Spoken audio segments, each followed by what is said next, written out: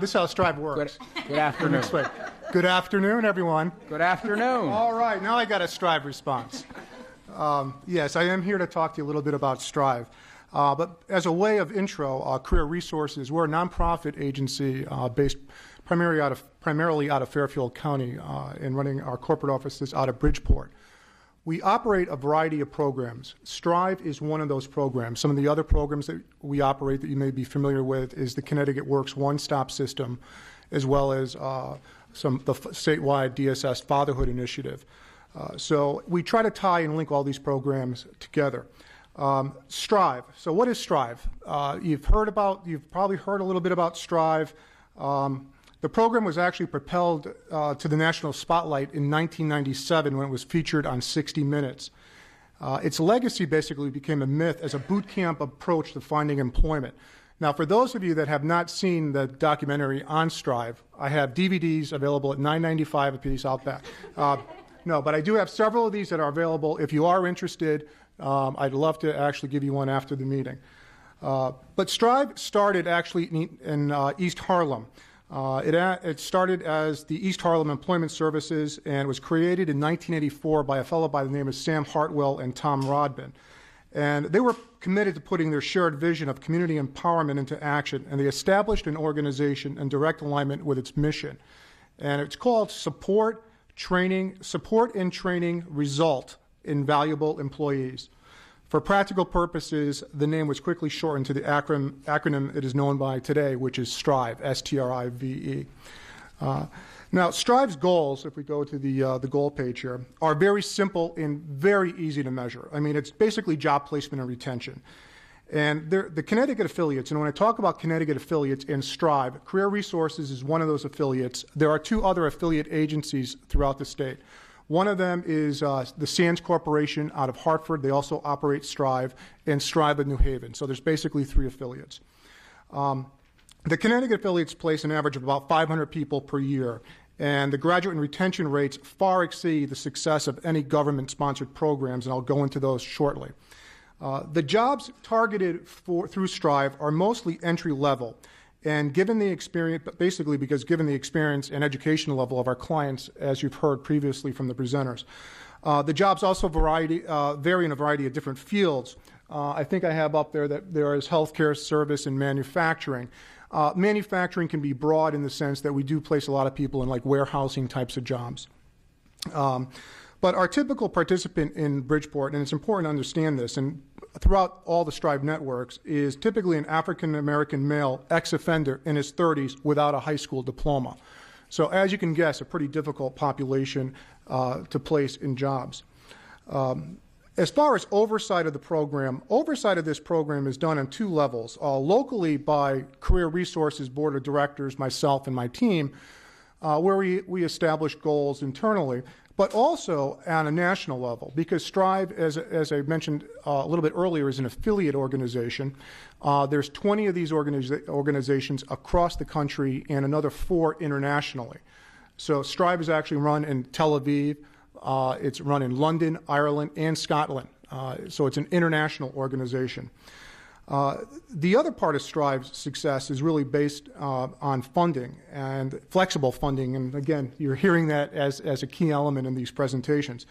But Strive obtains the majority of its operating dollars from corporate or private foundations, and it's not by choice that we seek foundation monies, but rather by necessity.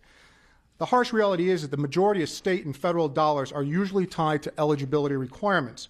Coupled with the fact that these dollars are often time-limited, they do not tend to lend themselves to Strive's employment and comprehensive retention approach. Is the program costly? No, not really. The average cost of sending a client through the training and helping them maintain employment for about 2 years out is about $3,000 per person. At Career Resources, our annual Strive budget is approximately $330,000, and we'd love to get that Annie Casey money. And last year, we trained 125 students and placed 94 of them into employment. If we can go to slide 4, yes. As far as services and outcomes, first off, it's really important to understand, before I can get into services and outcomes, it's important to understand that we hold the client personally responsible for their own success. Academic achievement and work experience are necessary assets, but are not sufficient without personal initiative and the ability to get along with supervisors and coworkers and an eagerness to learn and contribute. Strive's attitudinal training focuses on expanding participants' self-awareness, personal accountability, and once engaged, participants move easily to the aspects of the program that focus on developing strong general workplace skills.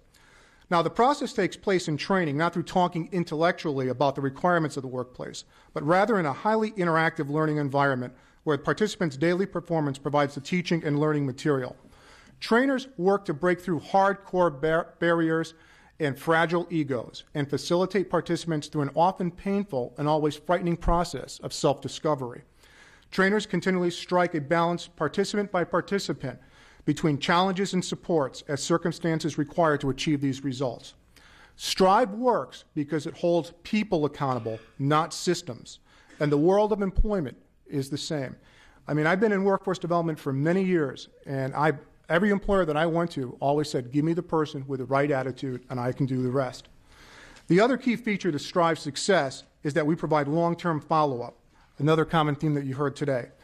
Building a stable attachment to the workforce is long-term, ongoing process rather than a one-time task. Resources must be available over time to help people work through challenges they encounter, adapting to the workplace, integrating a job into other areas of their lives, and looking forward towards future advancement. For example, we work with young fathers to help them become better parents, establish paternity, or understand the nuances of child support. We encourage and help other graduates obtain their GED or enroll into WIA training programs or into community college system. We make home visitations, employer site visits, and coordinate services with Department of Corrections, Department of Mental Health Addiction Services, Department of Social Services. As far as outcomes, as I mentioned before, we are usually dealing with a high-risk client. Our typical participant in the Bridgeport Strive program, is a male, African-American male ex-offender in his 30s without a high school diploma. And the job placement rates for these clients after graduation is around 75%. More importantly, the job retention rate, now I'm talking 24 months out, 2 months out, is nearly 80%. The average wage for these clients is $11.74 an hour. While the wage at placement is that below a self-sufficiency in our region, which is somewhere around $18 an hour, in contrast, it is much higher than the average wage placement rates for TANF participants on a statewide level, which averages, I believe, around $8.94 an hour at this current time. So Strive services and outcomes, it's, as we talked about it, it's individual case management. It's a 3-week, 40-hour per week simulated work environment. We focus, yes, on job placement, but also tremendously on retention supports, and as a result, it does yield excellent placement and retention efforts. So my last slide here, I guess the point is, does Strive work? Yeah, it works. It has 2 simple outcomes because of the flexibility and the intensive case management and the real-time wraparound services. Is it a silver bullet that will end child poverty or poverty in the state of Connecticut? Probably not.